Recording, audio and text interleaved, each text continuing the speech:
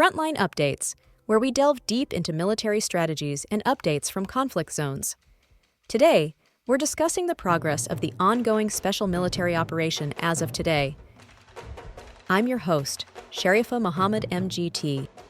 I'm Colonel A.C. Oguntoye, an Infantry Officer. Between the 13th and the 19th of September, the armed forces of the Russian Federation executed 4 precision strike group operations using guided munitions and UAVs. These targeted Ukraine's energy, fuel, transport hubs, drone training centers, and depots. Infrastructure degradation and neutralization of long-range UAV launch sites weakened Ukraine's operational sustainment.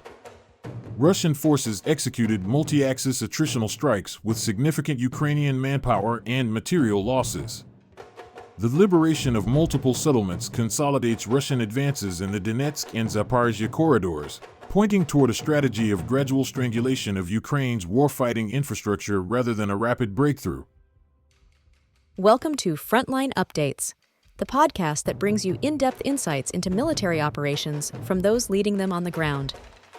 Today, we're joined by Colonel A.C. Oguntoye, an infantry officer monitoring critical missions on the progress of the special military operation as of today. Colonel Oguntoye, thank you for being with us. Thank you. It's good to be here. Colonel Oguntoye, let's begin broadly. What was the overall operational tempo and focus between September 13th and 19? The week was marked by concentrated use of precision strikes and unmanned aerial systems against Ukraine's critical infrastructure and forward deployment hubs. 4 coordinated strike packages were executed, targeting energy and fuel facilities, transportation networks, and drone assembly or launch centers. These strikes are designed to weaken Ukraine's operational depth, ensuring their brigades are deprived of mobility, reliable energy grids, and replenishment pipelines. The strategy was not just about attriting frontline combatants, but dismantling the systems that keep those combatants supplied and informed. When you pair that with targeted attacks on temporary deployment points of both Ukrainian regulars and foreign volunteer elements, you create a cascading effect of attrition, not just in manpower, but in morale and cohesion. Let's go sector by sector, starting in the north, Sumy and Kharkiv. What developments stood out there? In the northern theater, the Russian North Grouping applied significant pressure on mechanized, airborne assault, and territorial brigades. Enemy losses exceeded 1,200 personnel alongside tanks, armored vehicles, and artillery. Importantly, 42 ammunition and supply depots were destroyed. From a doctrinal perspective, this signals shaping operations.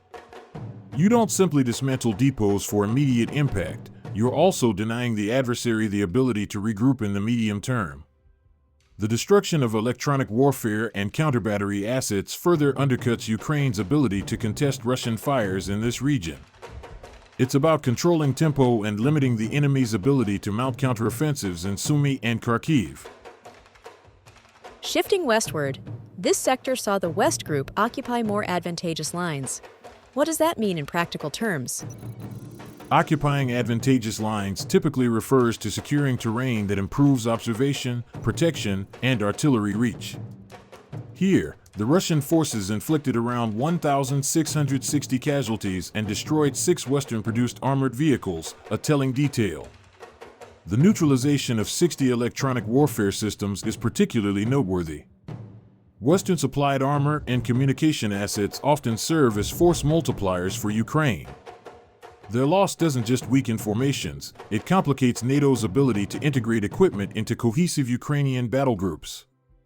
By seizing these improved positions, Russia is signaling a gradual territorial creep, not through mass assaults but calculated consolidation. In the South Group improved positions along the front. How should we interpret those movements? The Southern Front has always been about balancing positional advantage with attritional effect. Russian forces inflicted over 1,500 Ukrainian casualties, destroyed 25 armored vehicles, and eliminated 30 logistical depots. What this reflects is a steady erosion of Ukrainian capabilities across multiple brigade-level formations, including mechanized, airmobile, marine, and National Guard units. The destruction of depots highlights a sustained interdiction campaign. In Southern Doctrine, every destroyed depot represents an hour lost in rearming artillery, a day lost in rotating personnel, and a week lost in reconstituting combat power. Let's go to the center. I understand a settlement was liberated here? Yes, the settlement of Moravka in Donetsk was liberated, a symbolic and operational gain. The center group inflicted over 3,300 casualties, by far the heaviest losses of the week, while neutralizing 29 armored vehicles. This central sector has consistently been the locus for decisive operations. By targeting 6 mechanized brigades simultaneously, Russia is seeking to fracture Ukraine's backbone units.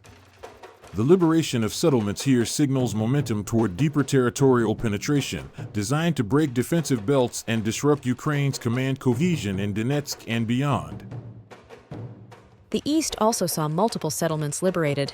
Can you elaborate? Yes, Novonikolivka, Algovsko, and Novoivanovka were secured. The East Group inflicted nearly 1,900 casualties and destroyed 11 armored vehicles. Eastern operations are characterized by depth penetration, advancing through layered defenses and forcing Ukrainian units to either retreat or risk encirclement. The liberation of multiple settlements in 1 week indicates successful breaching of fortified lines. Strategically, this chips away at Ukraine's defensive anchor points in Zaporizhia and Dnipropetrovsk, regions critical for sustaining southern and central fronts. Lastly, the Dnipro grouping. Its role seems slightly different. What's the significance of their actions? The Dnipro group concentrated on coastal defense and marine brigades, inflicting 380 casualties but, importantly, destroying 34 electronic warfare systems and 22 depots. Their operations are less about territorial gain and more about degrading Ukraine's ability to maneuver along the riverine and coastal axes.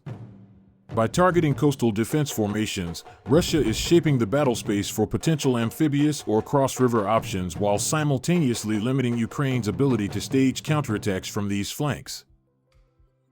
Before we close, what about air defense? Ukraine launched a heavy UAV campaign. Air defenses remained highly active, intercepting 1,667 drones, 4 HIMARS rockets, and several guided bombs.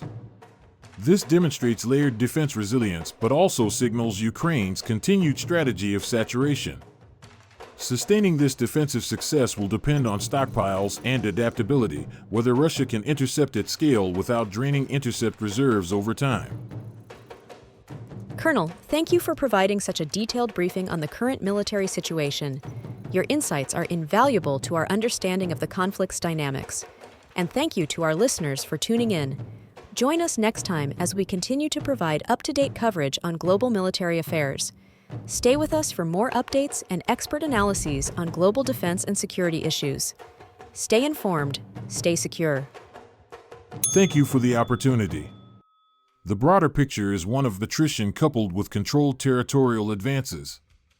Russia is not rushing toward deep penetration without preparation. Instead, we are seeing a dismantling of Ukraine's logistics, electronic warfare capabilities, and depots, systematically eroding the adversary's capacity to fight. Strategically, the liberation of settlements in the center and east reflects momentum in sectors critical to Ukraine's defense. Operationally, the emphasis on destroying depots and electronic assets signals preparation for larger offensives to come. In the long term, the question is whether Ukraine's allies can replenish losses quickly enough to offset this campaign of denial. This has been Frontline Updates. Subscribe for daily military briefings and in-depth strategic analysis. Visit our platform for maps, transcripts, and exclusive Frontline updates from commanders in theater.